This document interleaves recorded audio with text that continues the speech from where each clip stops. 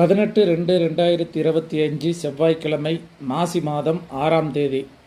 இந்த நாளில் உங்கள் பகுதியில் இருக்கக்கூடிய காலபைரவரை வழிபாடு செய்தால் உங்களுடைய பித்ரு தோஷங்கள் நீங்கக்கூடிய அமைப்பு என்பது கிடைக்கும்.